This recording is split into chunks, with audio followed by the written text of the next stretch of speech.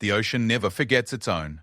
When Lieutenant Commander Sarah Mitchell's body vanished beneath the black waters of the Arabian Sea during what should have been a routine extraction mission, her SEAL team watched helplessly as their leader disappeared into the abyss. The official report listed her as missing in action, presumed dead. Her family received folded flags and hollow condolences. Her team was reassigned, carrying the weight of her loss like stones in their hearts. But the ocean had not claimed Sarah Mitchell. It had hidden her. 18 months later, when a ghost began systematically dismantling a terrorist network that had been untouchable for years, leaving behind only whispered rumors and bodies that told impossible stories, her former teammates began to suspect the unthinkable. The precision was too familiar. The tactics were too personal. The vendetta was too specific. Sarah Mitchell was alive, and she was no longer fighting for her country. She was fighting for something far more dangerous. Revenge. This is the story of how a decorated Navy SEAL commander became the military's most wanted fugitive, and how the shadows that swallowed her whole became her greatest weapon. It's a story of betrayal that cuts deeper than any blade, loyalty that transcends death itself, and the thin line between hero and vigilante that gets thinner with every drop of spilled blood. The SEALs believed their commander was lost forever. They were wrong. She wasn't lost. She was just getting started. The helicopter blades cut through the humid night air over the Arabian Sea like a mechanical heartbeat, steady and unforgiving. Lieutenant Commander Sarah Mitchell pressed her face against the small window, watching the moonlight dance across the choppy waters below. Her reflection stared back at her, distorted by the vibrations. A woman in her early 30s with sharp green eyes that had seen too much, and hands that never trembled, not anymore. 15 minutes to drop zone, the pilot's voice crackled through her headset. Sarah turned to face her team of 6 SEALs seated across from her in the narrow cabin of the MH-60 Black Hawk. These men had followed her through 17 successful missions over the past 3 years. They trusted her with their lives, and she had never let them down. Tonight felt different, though she couldn't explain why. The mission parameters were straightforward. Extract a captured CIA asset from a compound on a small island off the Pakistani coast. Intelligence suggested minimal resistance. In and out, clean and simple. Chief Petty Officer Marcus Williams, her second-in-command, caught her eye. At 41, he was the oldest member of the team, a barrel-chested man with graying temples who had been in the Navy longer than some of his teammates had been alive. His weathered face showed concern as he studied Sarah's expression. "You good, Commander?" he asked through the comm system. Sarah nodded, forcing a smile she didn't feel. "Just running through contingencies, Chief. You know how I am." Petty Officer Second Class Jake Sullivan, the team's sniper, looked up from checking his rifle for the 3rd time. At 26, he was the youngest member of the squad, with steady hands and eyes like a hawk. "Intel says the target is being held in the main building, 2nd floor. Should be a milk run." "No such thing as a milk run," Sarah replied, her voice carrying the authority of someone who had learnt that lesson the hard way. "We go in expecting the worst, hoping for the best." "Rodriguez, what's our exit strategy?" Petty Officer First Class Carlos Rodriguez, their explosives expert, shifted forward in his seat. "Primary extraction point is the beach on the north side of the island. If that goes hot, secondary is the cliff face on the west side. Risky, but doable with the right equipment." The rest of the team, Petty Officers Thompson, Bradley, and Newman, listened intently as Sarah went over the plan one more time. Each man was a specialist in his field, hand-picked by Sarah herself. They had become more than a team over the years. They were family. The kind of family that bled together, fought together, and trusted each other with secrets that could never see daylight. 10 minutes out, the pilot announced. Sarah felt the familiar pre-mission calm settle over her, the same feeling she had experienced before every operation since joining the SEALs 8 years ago. It was like slipping into a different version of herself, one that could make split-second decisions that meant the difference between life and death, one that could remain steady when everything around her was falling apart. She had not always been this person. Growing up in a small town in Montana, Sarah Mitchell had been the daughter of a hardware store owner and a schoolteacher. She had been good at sports, better at academics, and had possessed a restless energy that small-town life could never contain. When she told her parents she was joining the Navy, they had been supportive but worried. When she told them she wanted to try out for the SEALs, they had been terrified. The training had nearly broken her. Of the 18 people who started Bud/S training with her, only 4 had made it through to the end, and Sarah had been the only woman. The instructors had pushed her harder than anyone else, looking for any sign of weakness, any excuse to wring her out. She had endured hypothermia, sleep deprivation, and physical exhaustion that bordered on torture. But she had endured because quitting was not in her vocabulary. Her first deployment had been to Afghanistan, where she had learned that combat was nothing like the training scenarios. Real bullets did more than sting. Real explosions left you deaf and disoriented. Real death was messy and permanent and heartbreaking. But she had also learned that she was good at this work. Very good. 5 minutes.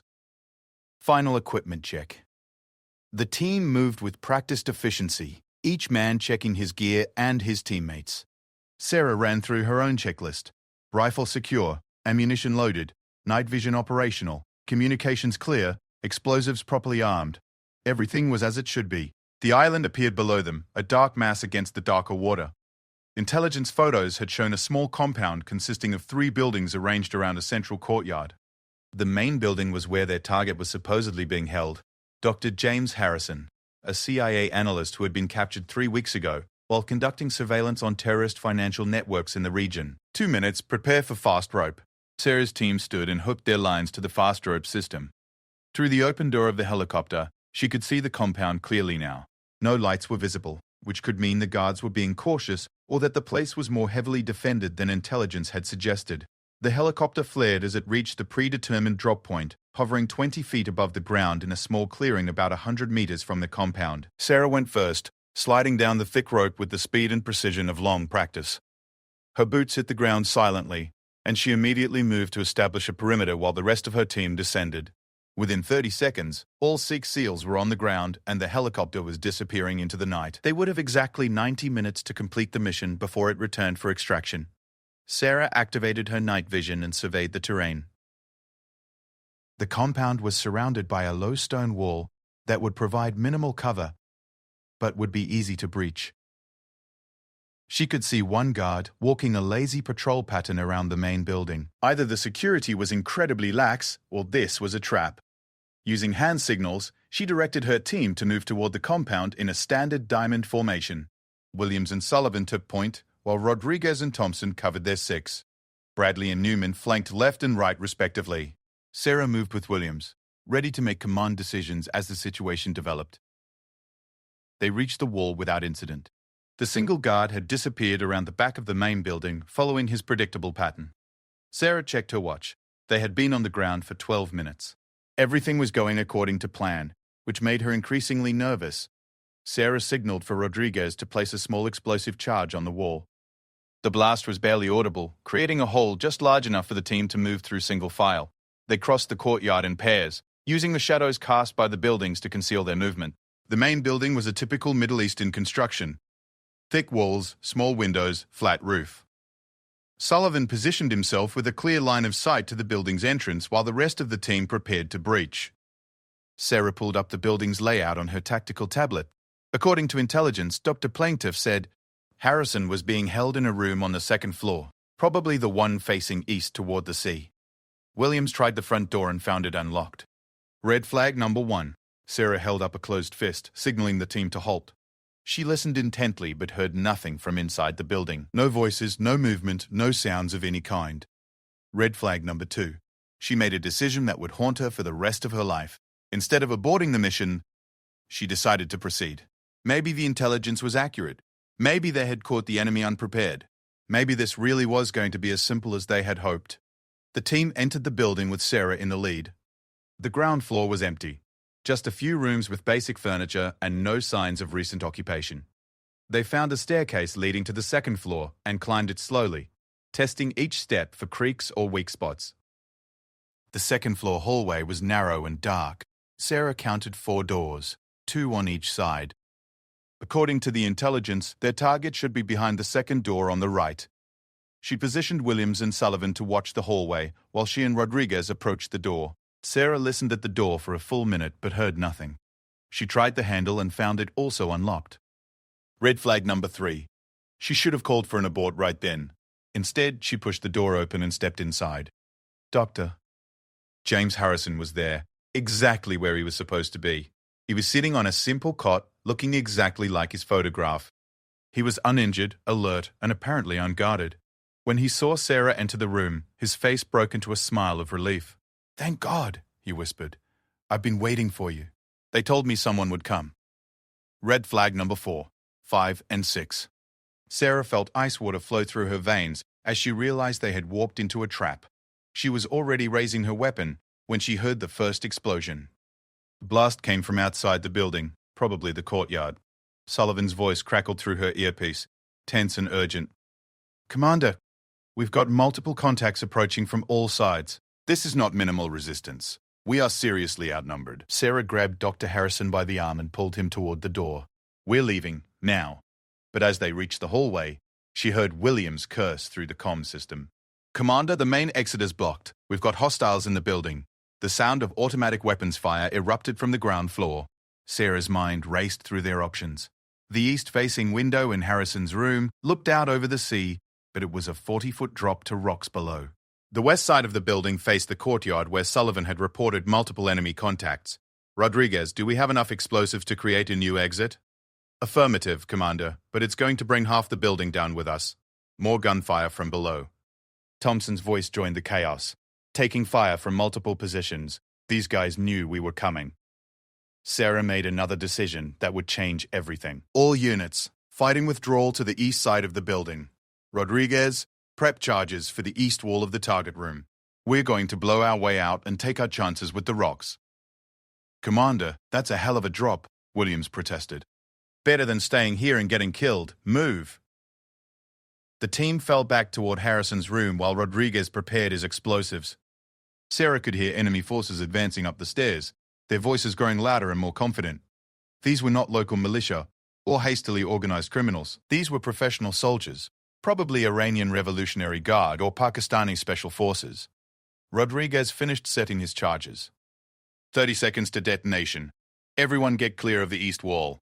Sarah positioned herself next to Dr. Harrison, who was looking increasingly pale as the reality of their situation became clear. "Doc, when that wall blows, we're going out the window. It's going to be rough, but it's better than the alternative." Harrison nodded, his lips tight with fear but his eyes determined. Whatever else he might be, he was not a coward. 10 seconds, Rodriguez announced. The explosion was deafening in the confined space. The east wall of the room simply disintegrated, leaving a gaping hole that opened onto the night sky above the Arabian Sea. Through the opening, Sarah could see the moonlight reflecting off the water far below. "Go, go, go." Sullivan went first, disappearing through the hole without hesitation. Williams followed, then Thompson and Newman. Rodriguez prepared to follow when enemy soldiers burst through the doorway behind them. Sarah pushed Harrison toward the opening. "Jump!" Harrison hesitated for just a moment, looking down at the deadly drop. In that moment of hesitation, everything went wrong. The first bullet caught Harrison in the back, spinning him around. The second caught him in the chest, dropping him to the floor. Sarah spun toward the doorway, her weapon already firing, but there were too many of them. Rodriguez threw himself through the opening to escape the crossfire. Bradley, who had been covering the rear, took multiple rounds and fell beside Harrison's body. Sarah found herself alone in the room with at least 6 enemy soldiers advancing through the smoke and debris. She did the only thing she could do. She dove through the opening in the east wall. The fall seemed to last forever. Sarah had jumped from aircraft at high altitude, rappelled down cliff faces, and performed dozens of dangerous insertions over the years. But this was different. This was not a controlled descent. This was a desperate plunge into darkness. She hit the water at an angle that probably saved her life. If she had gone straight down, the impact would have killed her instantly. Instead, she struck the surface in a way that allowed the water to absorb some of the force of her landing. The Arabian Sea was surprisingly cold. Sarah sank deep beneath the surface, disoriented and struggling to determine which way was up. Her equipment was dragging her down, but she needed her gear to survive.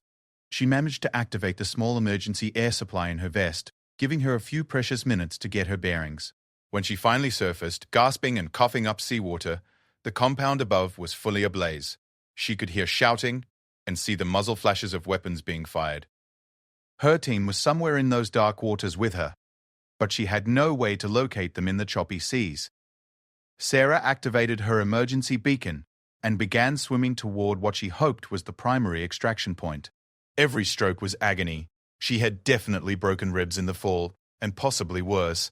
But she was alive, which was more than could be said for Harrison and Bradley. After 20 minutes of struggling through the waves, she heard the distinctive sound of helicopter rotors approaching. The extraction bird was right on time, following standard protocol, regardless of whether the mission had been successful. But as Sarah swam toward the sound, she realized something was wrong. The helicopter was not heading toward the primary extraction point. It was moving away from the island entirely. And there was another sound mixed in with the rotor noise, the whine of jet engines. Sarah watched in horror as two Pakistani Air Force jets appeared in the moonlight, flying directly toward her extraction helicopter. The first missile struck the Black Hawk before the pilot even knew he was under attack. The helicopter disintegrated in a ball of fire that briefly turned night into day. Sarah floated in the dark water, watching the burning debris settle onto the surface around her. Her extraction was gone. Her team was scattered or dead. The mission had been a complete disaster, but worse than any of that was the growing certainty that this had not been a random ambush. Someone had known they were coming. Someone had fed them intelligence that was designed to lead them into a trap. Someone had betrayed them. Sarah began swimming toward the distant shore, each stroke driven by a mixture of survival instinct and growing rage. She was injured, alone, and stranded in hostile territory. By all rights, she should have died that night. Instead, she disappeared into the darkness like a ghost, leaving behind only questions that would never be officially answered. The woman who had been Lieutenant Commander Sarah Mitchell was gone forever, consumed by the black waters of the Arabian Sea. What emerged from those waters would be something else entirely. The Pakistani fisherman who found Sarah Mitchell 3 days later thought she was dead. She was floating face down in a tidal pool near Gwadar, her tactical gear stripped away by the relentless current, her body battered by rocks and salt water. When he turned her over, expecting to see the lifeless eyes of another victim claimed by the Arabian Sea, she grabbed his wrist with surprising strength. "American," she whispered, in broken Urdu, a language she had learned during her intelligence training. "Please." Khalid Rashid was 62 years old and had been fishing these waters since he was 12. He had seen enough violence and death to last several lifetimes, and he wanted no part of whatever trouble this foreign woman represented. But he was also a decent man who could not leave another human being to die on his shore. He helped Sarah to his small boat and took her to his home, a modest dwelling on the outskirts of Gwadar, where he lived with his wife and 2 unmarried daughters. For the next 6 while the world believed Lieutenant Commander Sarah Mitchell was dead, Khalid's family nursed her back to health. Sarah's injuries were extensive but not fatal. 3 broken ribs, a dislocated shoulder, a severe concussion, and dozens of cuts and bruises that told the story of her violent journey through the water. But the physical damage was nothing compared to the psychological trauma of watching her mission fall apart and her team disappear into the darkness. During her recovery, Sarah learned that the official story of the failed extraction mission had been carefully crafted to minimize embarrassment for both the American and Pakistani governments. According to the public record, Lieutenant Commander Sarah Mitchell and her team had been lost during a training exercise when their helicopter experienced mechanical failure over international waters. There was no mention of Dr. Harrison, no reference to the compound raid, no acknowledgement that they had been betrayed and murdered. Khalid's oldest daughter, Amina, was a university student who spoke excellent English and had access to international news through the internet.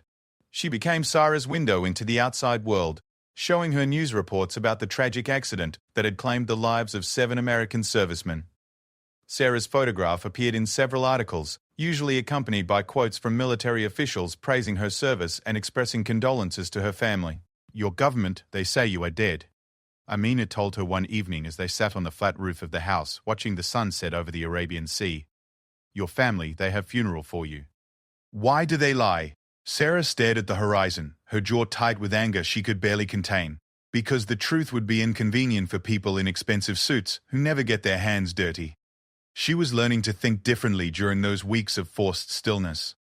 The Sarah Mitchell who had blindly followed orders and trusted the chain of command was gone. In her place was someone harder, more suspicious, less willing to accept official explanations for anything. Through Amina's computer, Sarah began conducting her own investigation into the failed mission. Using skills she had learned in intelligence-gathering courses, she traced financial records, communication intercepts, and personnel assignments related to the operation. What she found made her blood run cold. Dr. James Harrison had not been a CIA analyst. According to the agency's own classified databases, which Sarah accessed using techniques that were definitely not taught in any military manual, Harrison had been a money launderer who worked for a network of arms dealers operating throughout the Middle East and Central Asia. He had been skimming profits from weapons sales and hiding the money in accounts controlled by a consortium of American defense contractors. The mission to rescue Harrison had actually been designed to eliminate him before he could expose the contractor's involvement in illegal arms trafficking. Sarah and her team had been set up as unwitting assassins, sent to kill Harrison under the guise of a rescue mission. When that plan failed due to Sarah's tactical expertise, the backup plan had been activated. Eliminate all witnesses, including the SEAL team itself. The evidence trail led back to a man named Richard Blackwood, a former Marine colonel who now worked as a security consultant for several major defense contractors. Blackwood had been in charge of mission planning for the Harrison extraction. He had also been responsible for selecting Sarah's team and ensuring that the Pakistani Air Force would be conducting routine exercises in the area at exactly the right time to intercept the extraction helicopter. Sarah printed out every piece of evidence she could find and stored it in a waterproof case that she kept with her at all times. She was building a case, but not for any official court.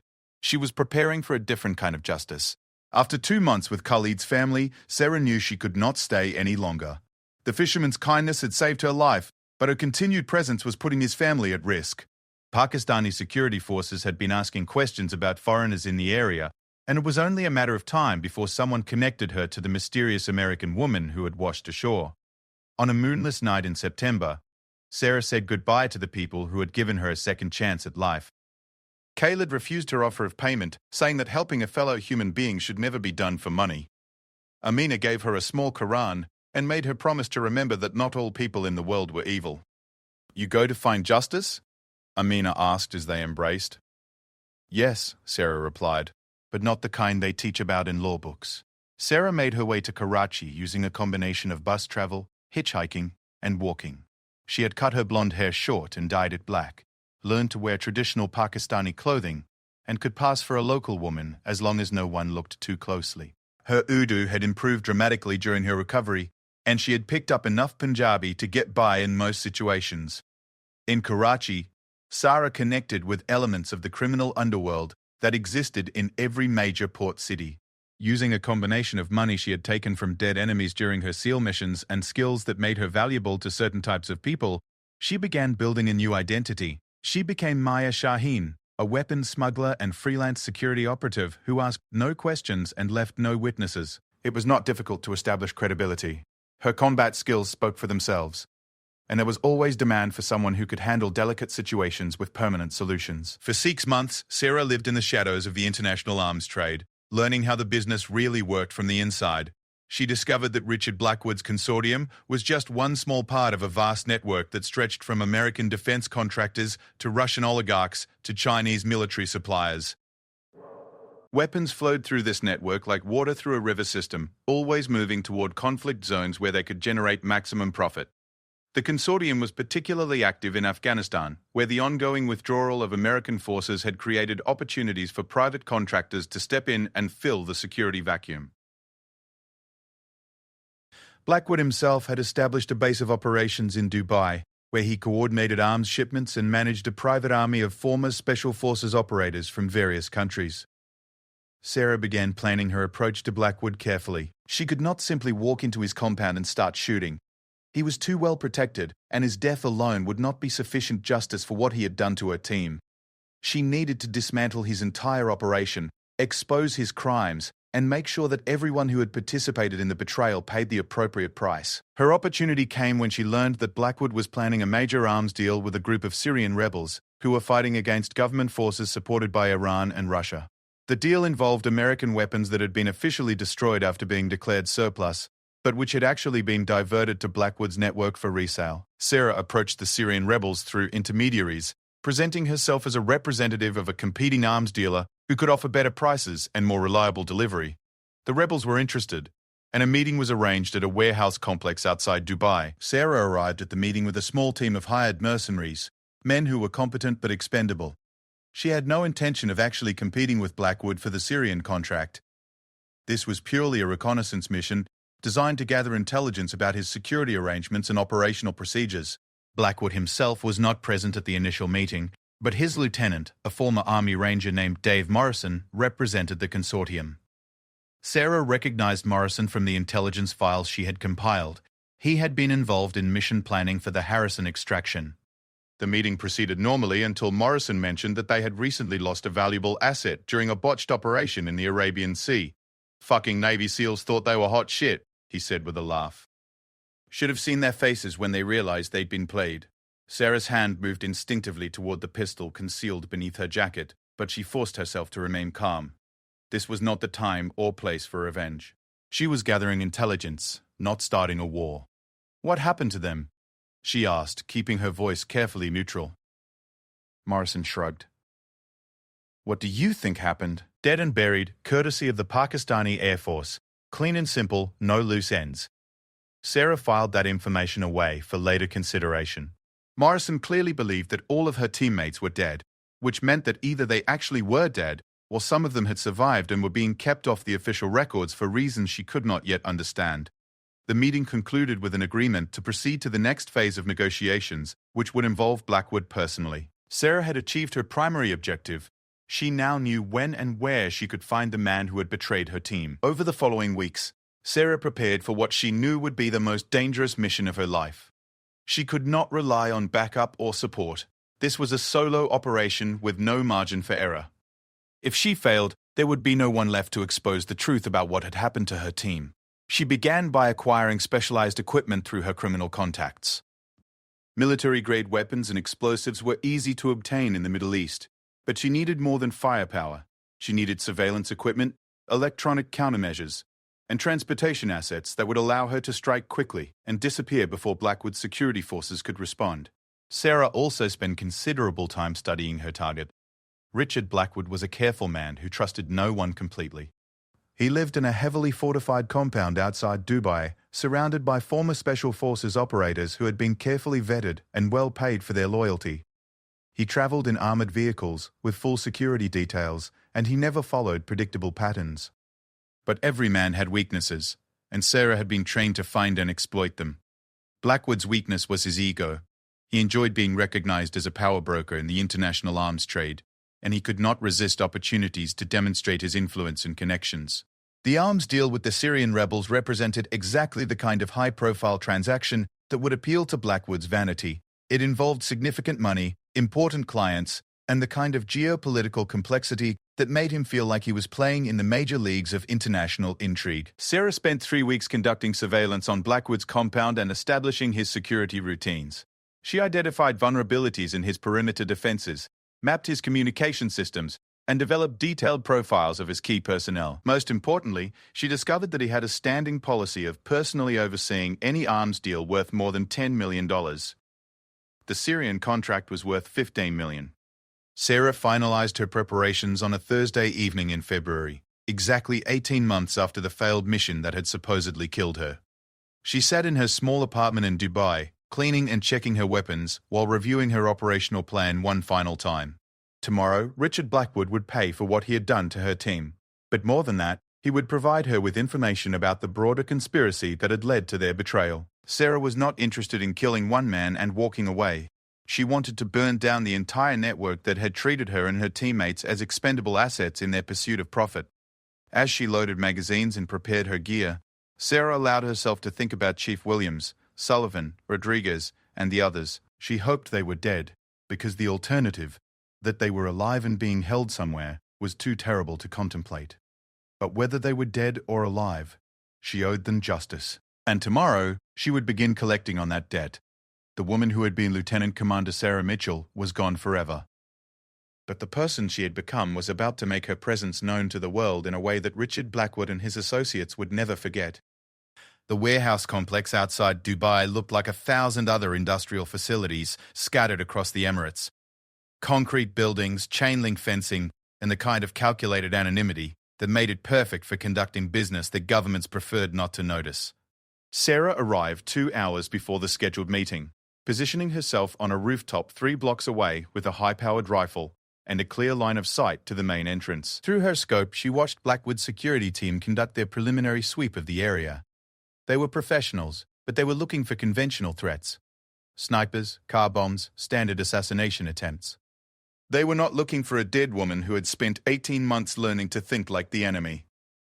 Blackwood arrived precisely on time in an armored Mercedes surrounded by 2 escort vehicles. Sarah counted 8 security personnel, all former military, all carrying automatic weapons with practiced familiarity.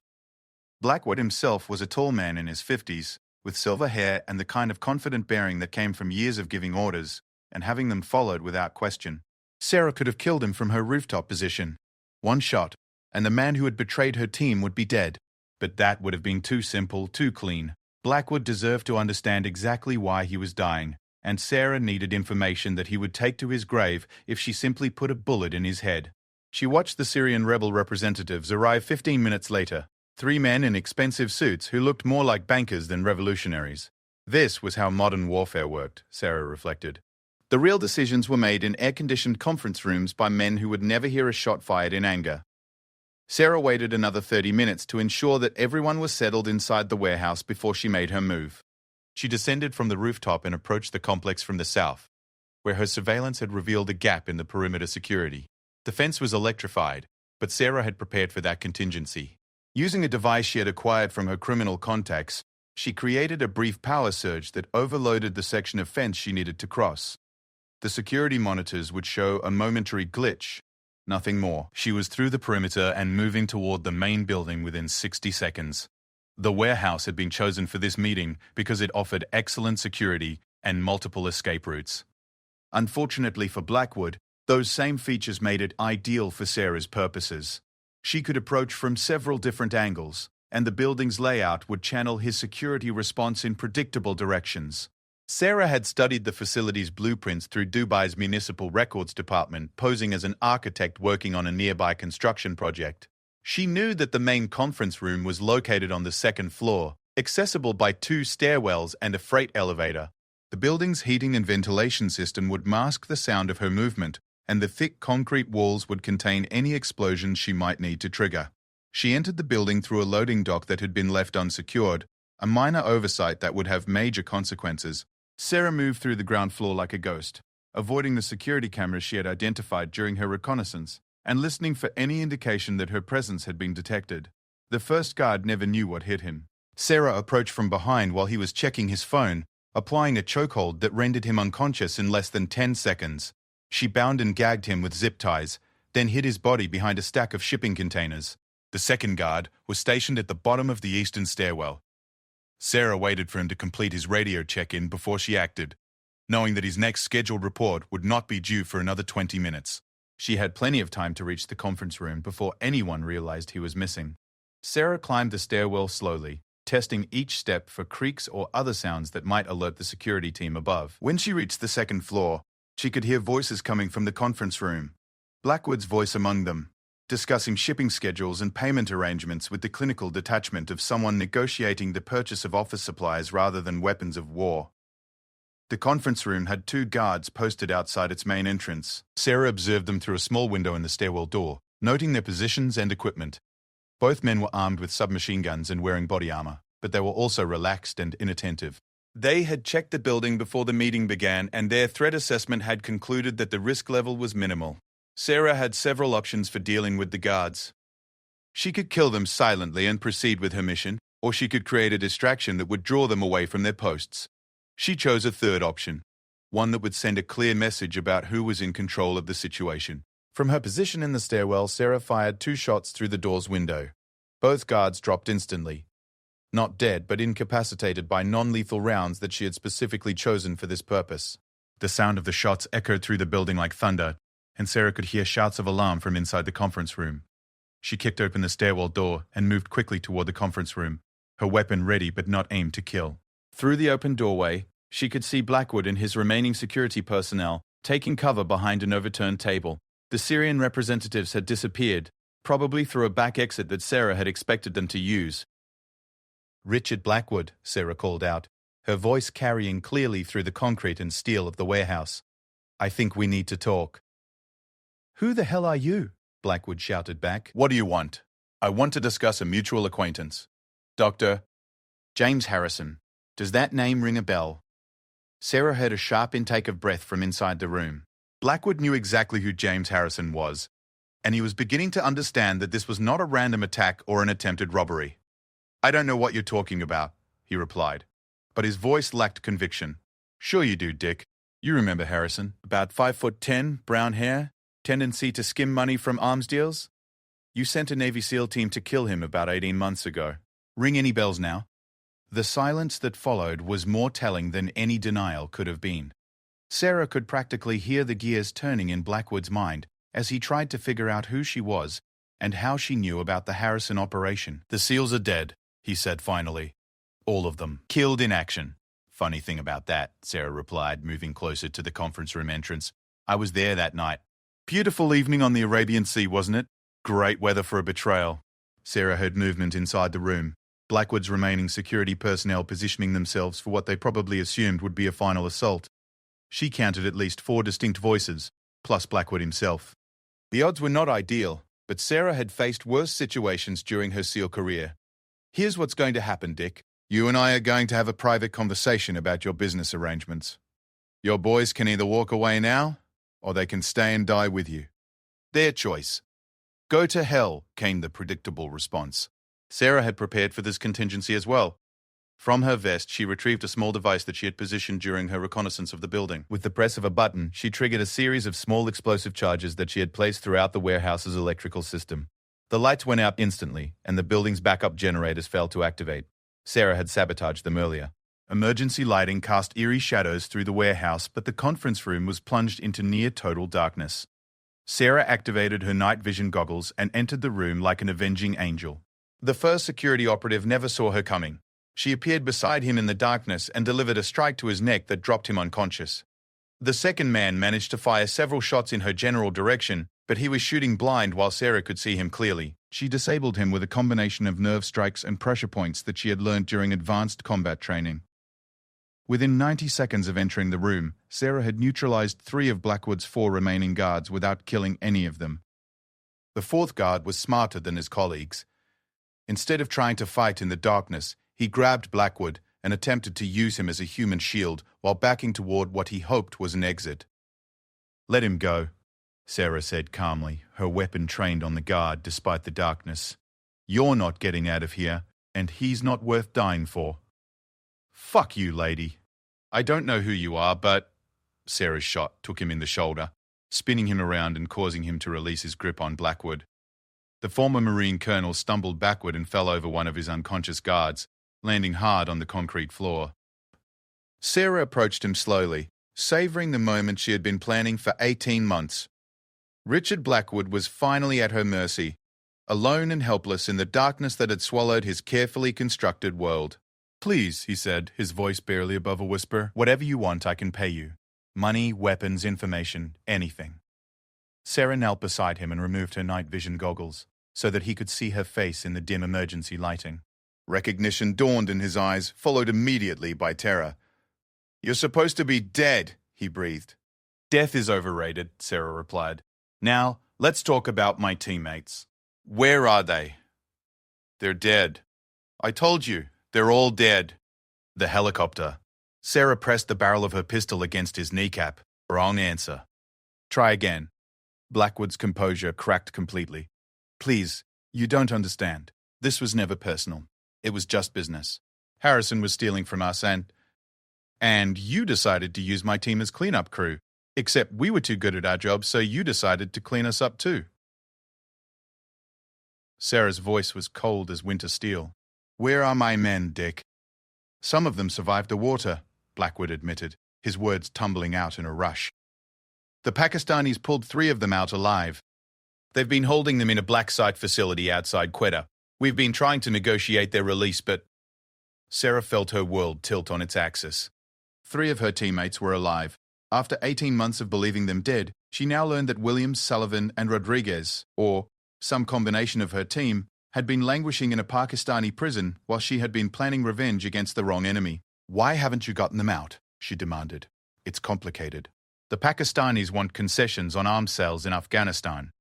They're using your team as leverage to—" Sarah struck him across the face with enough force to break his nose.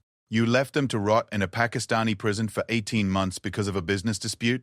Blood streamed down Blackwood's face as he tried to explain.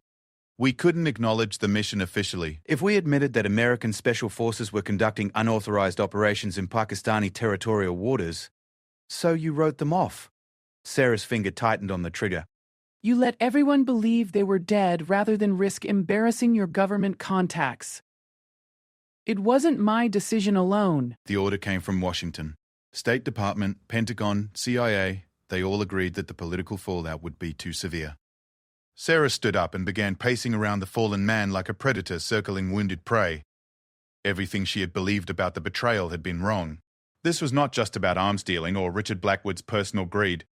This was about institutional cowardice at the highest levels of government, about officials who were willing to abandon American servicemen rather than admit they had made mistakes.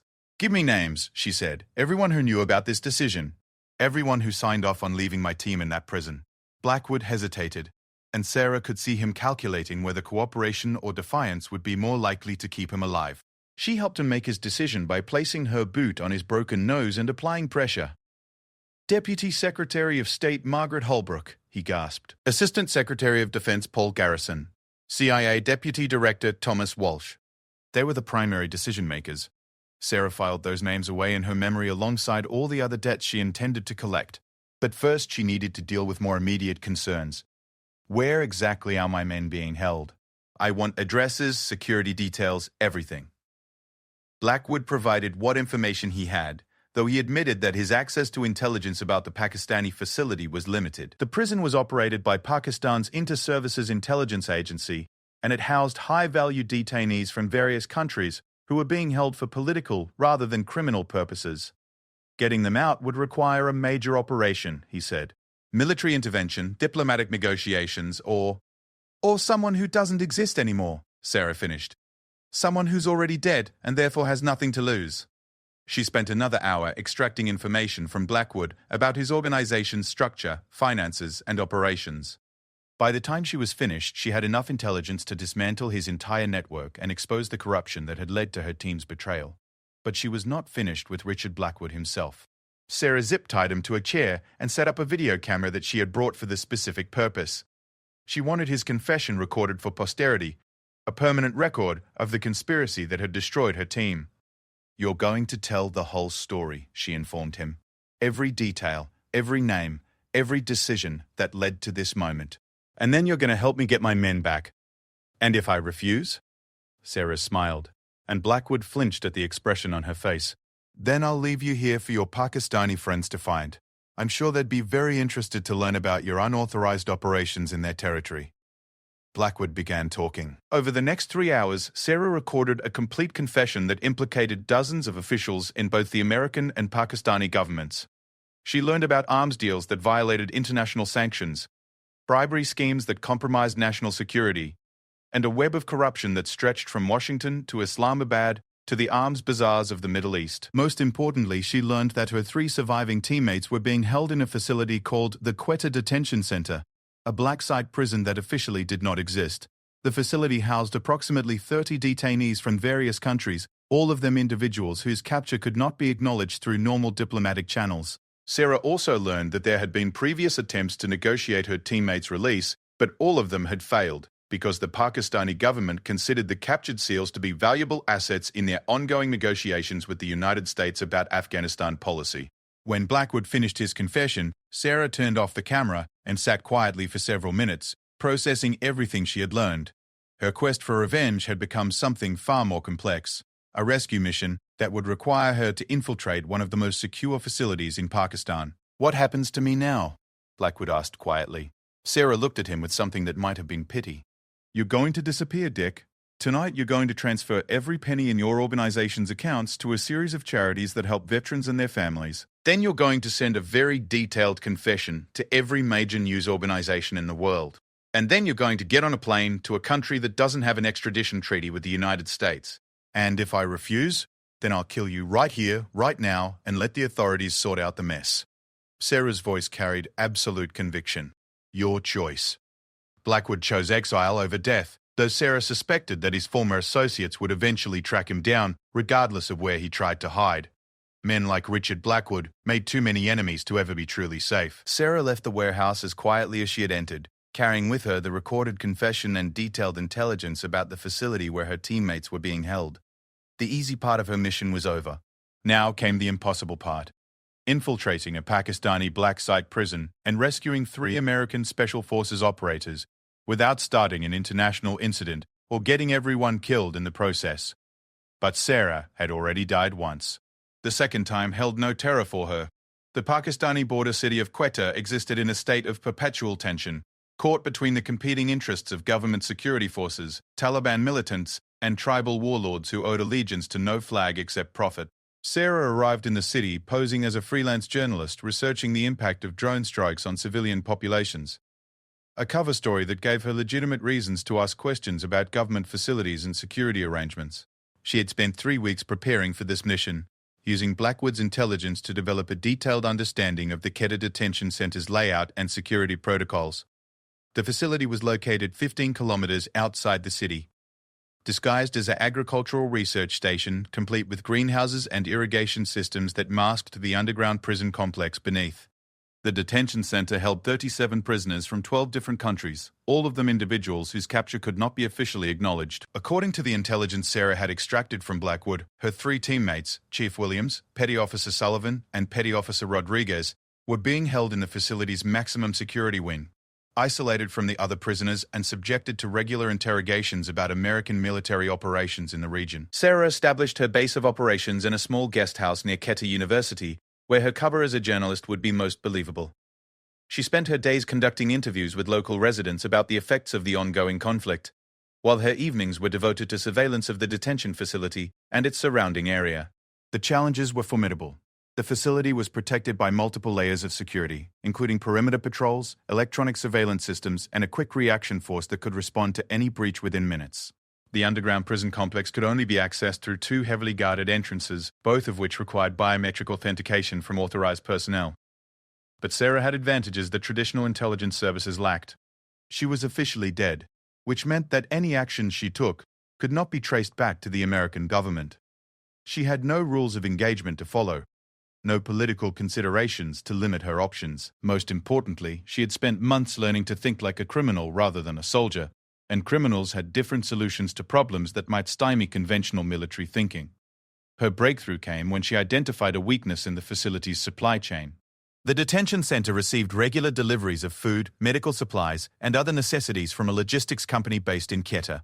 The company's drivers were required to undergo security screenings, but they were Pakistani nationals who were considered low risk by the facility's security protocols. Sarah approached the logistics company's dispatcher, a middle-aged man named Fareed, who supplemented his modest government salary by providing information to various interested parties. For the equivalent of 6 months' wages, Fareed agreed to provide Sarah with detailed information about delivery schedules, security procedures, and the layout of the facility's loading dock area. The American prisoners, they are kept separate from the others. Fareed told her during one of their clandestine meetings in a tea shop near the university. Very tight security around that section. Even the guards who work there must have special clearance. Sarah filed this information away along with everything else she was learning about the facility. Her reconnaissance had confirmed that a direct assault would be suicidal.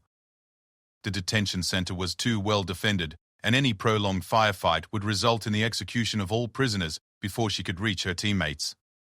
Instead, she would have to rely on stealth, deception, and the element of surprise. She began developing a plan that would require precise timing, multiple contingencies, and a considerable amount of luck. The first phase of her plan involved gaining access to the facility's computer network.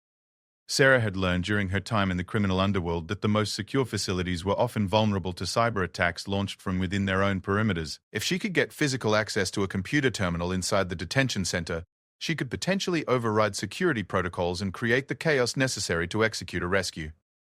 Sarah spent 2 weeks studying the facility's electronic systems. Using equipment she had acquired from her contacts in the arms trade, she identified the detention center's communication frequencies, mapped its surveillance camera network, and learned the schedules of its guard rotations. Most importantly, she discovered that the facility's main computer system was connected to the internet through a satellite uplink that could be compromised if she could gain physical access to the right equipment. The opportunity she needed came when Fareed informed her that the facility was scheduled to receive a large delivery of medical supplies, including several pieces of diagnostic equipment that would require technical installation and calibration. The installation work would be performed by a team of technicians from Karachi, none of whom had worked at the facility before. Sarah knew that this was her chance. She arranged for one of the original technicians to suffer a minor but incapacitating injury the day before the installation was scheduled to begin. Through her criminal contacts, she then ensured that a replacement technician would be recommended. A quiet woman with excellent technical credentials, who spoke fluent Urdu and had impeccable references. The replacement technician was Sarah herself, disguised by a combination of makeup, prosthetics, and clothing that completely transformed her appearance. She had practiced her cover identity for weeks, studying medical equipment manuals and rehearsing the technical procedures she would need to perform once she gained access to the facility. On the morning of the installation, Sarah arrived at the detention center as part of a 3-person technical team. She carried legitimate credentials, appropriate tools, and a work order that had been processed through official channels. To the facility's security personnel, she was just another Pakistani contractor hired to maintain the equipment that kept their operations running smoothly. The security screening process was thorough but routine. Sarah's false identity documents passed inspection, her tools were examined and approved, and her background check came back clean. Within 90 minutes of arriving at the facility, she was inside the underground complex with unrestricted access to areas that would normally require weeks of surveillance to penetrate. Sarah spent the first 4 hours of her assignment performing legitimate installation work while memorizing the facility's layout and identifying security vulnerabilities. The medical equipment she was installing required connection to the facility's main computer network, which gave her opportunities to plant software tools that would be activated later. During her lunch break, Sarah excused herself to use the restroom and instead conducted a quick reconnaissance of the maximum security wing where her teammates were being held. The area was heavily guarded and required additional security clearances that she did not possess. But she was able to identify the general location of the detention cells and the guard positions that would need to be neutralized during the rescue attempt. Most importantly, she confirmed that Williams, Sullivan, and Rodriguez were all alive and being held in separate cells within the maximum security wing. She caught glimpses of each man through small windows in their cell doors, and while they all showed signs of prolonged imprisonment and interrogation, they appeared to be in relatively good physical condition. The sight of her teammates filled Sarah with a mixture of relief and rage that she struggled to contain. For 18 months she had carried the burden of believing them dead, and now she could see that they had been suffering in captivity, while their own government wrote them off as acceptable losses in a larger political game. Sarah returned to her installation work with renewed determination. The rescue would take place that night during the facility's minimum manning period when the guard force was at its smallest. She would have approximately 4 hours between the evening shift change and the morning shift arrival to extract her teammates and escape from the facility. As evening approached, Sarah completed her assigned work and prepared to leave the facility with the rest of the technical team.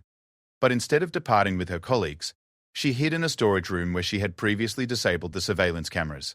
She would remain hidden until the facility settled into its nighttime routine, then begin the most dangerous phase of her mission.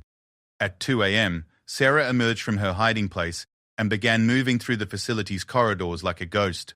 She had memorized the guard rotation schedules and knew that she would have windows of opportunity between patrols to reach her objectives without being detected. Her first target was the facility's main communication system. Using the software tools she had planted earlier in the day, Sarah initiated a cascading system failure that would disable the facility's ability to communicate with the outside world. The failure would appear to be a technical malfunction rather than sabotage, buying her additional time before anyone realized that a rescue operation was underway. Next, Sarah made her way to the facility's central security station, where a single guard monitored the surveillance camera feeds and alarm systems. She approached the guard from behind and rendered him unconscious with a sleeper hold, then used his access codes to disable the internal alarm system and create blind spots in the camera coverage. With the facility's electronic security compromised, Sarah proceeded to the maximum security wing where her teammates were being held. She encountered 2 guards on patrol and neutralized both of them with non-lethal force, then used their keycards to access the detention area. The first cell she reached contained Chief Williams. He was lying on a narrow cot, apparently asleep, when Sarah opened his cell door. When she spoke his name softly, he came instantly awake with the reflexes of a trained warrior. "Commander?" he whispered, his voice filled with disbelief. "Is that really you?" "It's me, Chief." "We're getting out of here." William sat up slowly, his movements indicating injuries or illness that he was trying to conceal. "Ma'am, they told us you were dead. We've been waiting for 18 months for someone to come for us." "I know. I'm sorry it took so long." Sarah helped him to his feet and handed him a pistol she had taken from one of the guards. "Can you fight?" Williams checked the weapon automatically, his muscle memory overriding his weakened condition. "I can fight, ma'am. What's the plan?" Sarah quickly outlined the escape route she had planned while William struggled to process the reality of her presence. To him, she had been dead for 18 months, and her sudden appearance seemed almost supernatural.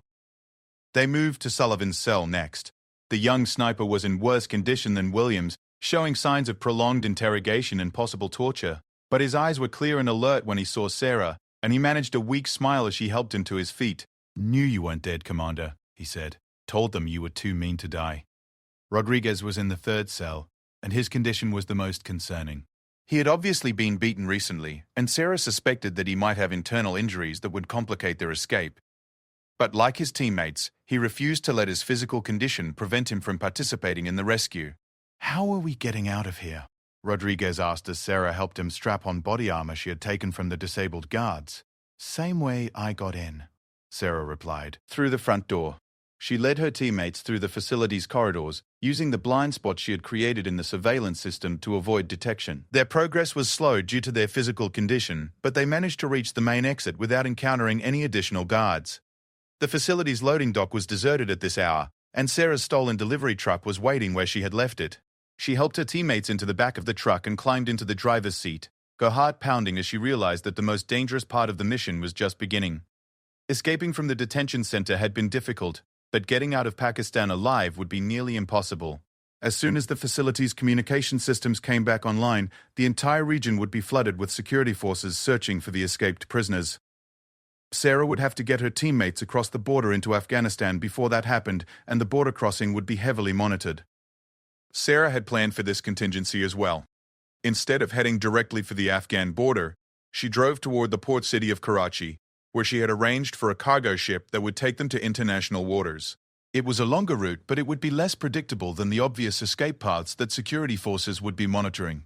The journey to Karachi took 8 hours, during which Sarah's teammates filled her in on their experiences during captivity. They had been interrogated regularly about American military operations in Afghanistan and Iraq, but they had refused to provide any classified information, despite threats and physical coercion. They had also learned about the political negotiations surrounding their captivity. Pakistani intelligence had made it clear that the 3 Americans were valuable bargaining chips in ongoing discussions about military aid and Afghanistan policy, but no serious rescue attempts had been made by their own government. "They wrote us off," Williams said bitterly. 18 months we've been rotting in that hole and nobody was coming for us." "I came for you," Sarah replied, "and we're going home." But even as she spoke those words, Sarah knew that their ordeal was far from over. The Pakistani government would not give up their pursuit easily, and the American officials who had abandoned her teammates in the first place would not welcome their return. Sarah and her rescued teammates were about to become fugitives from both governments, caught between competing interests that valued political expediency over human lives. As they approached Karachi, Sarah began making the final preparations for the next phase of their escape. She had burned most of her bridges during the rescue operation, and there would be no going back to the shadow world she had inhabited for the past 18 months. From now on, she and her teammates would be on their own, fighting a war that their own government refused to acknowledge, against enemies who hid behind the protection of official denial and political immunity. The cargo ship that would take them to safety was waiting in Karachi harbor, but Sarah knew that reaching it would require one final gamble, with odds that were heavily stacked against them. The port of Karachi at dawn was a symphony of organized chaos. Fishing boats returning with their night catches, cargo vessels loading and unloading containers from across the globe, and the constant movement of workers who kept Pakistan's largest port functioning around the clock. Sarah guided her stolen truck through the maze of warehouses and shipping facilities, following a route she had memorized during weeks of preparation.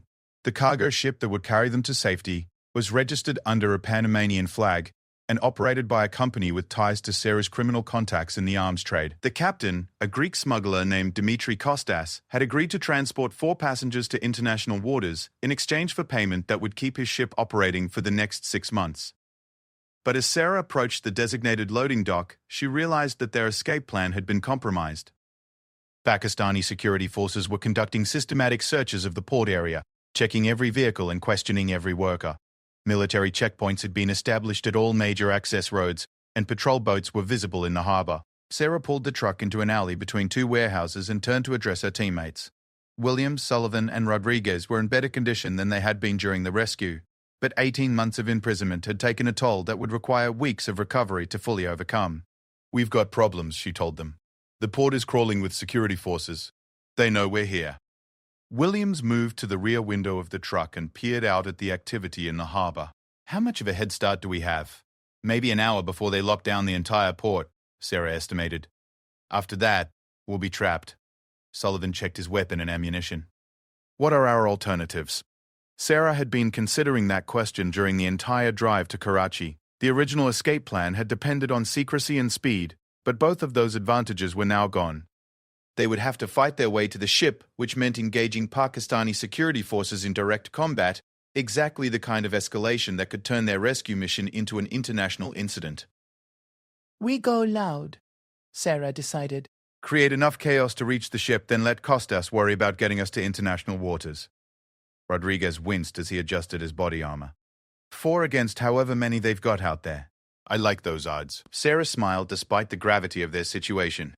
Her teammates had not lost their sense of humor or their fighting spirit, even after everything they had endured. They were still SEALs, still warriors, still willing to follow her into impossible situations. Chief, I need you to contact Costas and tell him to prepare for immediate departure, she said, handing Williams a satellite phone. Sullivan, Rodriguez, we're going to clear a path to the ship using whatever means necessary. Williams established contact with the cargo ship while Sarah studied the layout of the port area between their position and the loading dock where Costas was waiting. She counted at least 30 security personnel visible from their hiding place, with probably twice that number positioned at checkpoints they could not see. The direct route to the ship would take them through 3 separate security perimeters, each one more heavily defended than the last. But Sarah had noticed something during her reconnaissance that might give them an advantage. A fuel depot located approximately halfway between their current position and the ship. Change of plans, she announced. We're going to create a distraction that will draw security forces away from the ship. Sarah outlined her new strategy while her teammates prepared their equipment. They would approach the fuel depot from the east, plant explosive charges that would create a massive fire, then use the resulting confusion to reach the ship, while security forces responded to the emergency. It was a dangerous plan with multiple points of failure, but it was their best chance of escaping from Pakistan alive. The alternative was surrender, and none of them was willing to consider that option after coming this far. They abandoned the truck and began moving through the port on foot, using shipping containers and warehouse buildings to conceal their movement. Sarah led the way, followed by Williams and Sullivan, with Rodriguez bringing up the rear despite his injuries. The first security checkpoint was manned by 4 Pakistani paramilitary officers who were conducting routine searches of port workers. Sarah and her team observed the checkpoint for several minutes, noting the guards' positions and identifying their best approach route. Sarah made the decision to avoid the checkpoint entirely rather than risk a firefight that would alert the entire port to their presence. Instead, they climbed over a chain-link fence behind a warehouse and approached the fuel depot from an unexpected direction. The fuel depot contained thousands of gallons of diesel fuel and aviation gas stored in large tanks that were connected to a distribution system serving the entire port. If those tanks exploded, the resulting fire would be visible for miles and would require every available emergency responder in the city. Rodriguez, despite his weakened condition, was still their explosives expert. He studied the tank farm layout and identified the optimal placement points for charges that would create maximum destruction with minimum risk to civilian workers in the surrounding area. Give me 15 minutes to set the charges, he told Sarah. Then we'll have about 10 minutes to reach the ship before this whole area becomes uninhabitable. Sarah positioned Williams and Sullivan to provide overwatch while Rodriguez worked. Through her binoculars, she could see the cargo ship waiting at its loading dock, black smoke already rising from its stack, as Costas prepared for departure. She could also see increasing security activity throughout the port as Pakistani forces expanded their search. Military vehicles were moving toward their area, and she could hear helicopters in the distance. Time was running out faster than she had anticipated. Rodriguez finished placing his explosives and rejoined the team at their observation position. Charges are set for radio detonation, he reported. When those tanks go up, we'll have maybe 20 minutes before the fire spreads to the surrounding buildings. Sarah checked her watch and calculated distances and timing. If everything went according to plan, they would reach the ship with minutes to spare before Pakistani forces could reorganize and block their escape route. Execute, she ordered. Rodriguez triggered the explosive charges, and the fuel depot erupted in a fireball that turned the pre-dawn darkness into artificial daylight. The explosion was followed by a series of secondary detonations as additional fuel tanks caught fire, sending pillars of black smoke into the sky. The effect on port security was immediate and dramatic. Emergency sirens began wailing throughout the facility, and Sarah could see military vehicles racing toward the fire from all directions. Radio chatter exploded across multiple frequencies as commanders tried to coordinate their response to what appeared to be a terrorist attack. Sarah led her team toward the ship while security forces were distracted by the fire emergency. They moved quickly but carefully, avoiding the main roads where military vehicles were rushing toward the fuel depot. The cargo ship was less than half a mile away, but the distance seemed much longer when measured in seconds. That could mean the difference between escape and capture. They encountered their first serious opposition when they reached the final security perimeter around the ship loading area. A squad of Pakistani Marines had been positioned to guard the dock approaches, and they were not distracted by the fire emergency like their colleagues elsewhere in the port. The Marines spotted Sarah's team as they attempted to cross an open area between two warehouse buildings. Automatic weapons fire erupted from multiple positions, forcing the Americans to take cover behind a stack of shipping containers. "Sullivan, can you get a clear shot at their positions?" Sarah asked. The young sniper was already setting up his rifle, using a gap between containers to establish a firing position. "Give me 30 seconds to range the targets." Williams and Rodriguez provided covering fire while Sullivan engaged the Pakistani Marines with precision shots that forced them to take cover. Sarah used the distraction to advance to a position where she could see the cargo ship clearly. Costas had the ship ready for immediate departure, but the loading ramp was still extended, and several crew members were visible on deck. If Sarah's team could reach the ship, they would be in international waters within an hour. "Chief Rodriguez, bounding overwatch to the ship," Sarah ordered. "Sullivan, keep those Marines pinned down until we're aboard." Williams and Rodriguez began advancing towards the ship in alternating movements, while Sullivan continued to engage the Pakistani forces. Sarah followed behind them, constantly scanning for additional threats that might appear from unexpected directions. They were within 100 meters of the ship when Pakistani helicopters appeared overhead. The aircraft began circling the area, using searchlights and loudspeakers to demand that the Americans surrender immediately. Sarah ignored the demands and continued advancing toward the ship. They had come too far to give up now, regardless of the odds against them. But she knew that once those helicopters opened fire, their chances of survival would drop to nearly zero. The first helicopter began its attack run just as Sarah's team reached the ship's loading ramp. Machine gun fire tore up the dock around them, sending concrete fragments flying in all directions. Sarah felt something tear through her left shoulder but continued moving toward the ship. Costas appeared at the ship's rail, shouting for them to hurry while his crew prepared to raise the loading ramp. The Greek smuggler was risking his own life and freedom to help them escape, and Sarah made a mental note to ensure that he was properly compensated if they survived. Sullivan was the last to board the ship, backing up the loading ramp while providing covering fire against the Pakistani forces pursuing them. As soon as he was aboard, Costas gave the order to depart, and the cargo ship began moving away from the dock. Pakistani patrol boats appeared in the harbor and began pursuit, but they were too small to stop a cargo ship in open water. The helicopters continued circling overhead, but they could not attack a vessel that was moving toward international waters without risking a major diplomatic incident. Sarah watched the Pakistani coastline recede behind them as Costas pushed his ship to maximum speed. Her shoulder was bleeding badly, and she suspected that Rodriguez might have internal injuries that would require medical attention. But they were alive, they were free, and they were finally heading home. "Where to now, Commander?" Williams asked as they gathered on the ship's deck. Sarah looked at her teammates, warriors who had endured 18 months of imprisonment rather than betray their country, men who had trusted her to come for them even when their own government had written them off as expendable. They deserved answers about why they had been abandoned, and they deserved justice for what had been done to them. But they also deserved the chance to rebuild their lives without constantly looking over their shoulders for enemies who would never stop hunting them. Sarah had evidence that could expose the conspiracy that had led to their betrayal, but using that evidence would make them targets of both foreign intelligence services and their own government. "First, we disappear," she told them. "New identities, new lives, somewhere safe where we can decide what comes next." Sarah had contacts throughout the international criminal underworld who could provide them with new identities and false documents. She had financial resources hidden in accounts that could not be traced to their real names. Most importantly, she had learned to survive in a world where official protection meant nothing, and trust was a luxury that could get you killed. "What about justice?" Sullivan asked. "What about the people who put us in that hole and left us to rot?" Sarah considered the question as she watched the sun rise over the Arabian Sea. She had spent 18 months planning revenge against Richard Blackwood, only to discover that he was just one small part of a much larger conspiracy. The real architects of their betrayal sat in comfortable offices in Washington, protected by layers of bureaucracy and official secrecy. Justice comes later, she decided. First, we survive. Then we plan. Then we make sure that everyone who was involved pays the price for what they did. Rodriguez leaned against the ship's railing, his face pale but determined. You're talking about going to war with our own government. No. Sarah corrected. I'm talking about going to war with the people who betrayed our government's trust. There's a difference. She pulled out the recorded confession she had extracted from Blackwood, along with the intelligence files she had compiled about the conspiracy that had led to their abandonment. The evidence was damning, but it would need to be presented carefully to have maximum impact. We're going to expose them, she continued.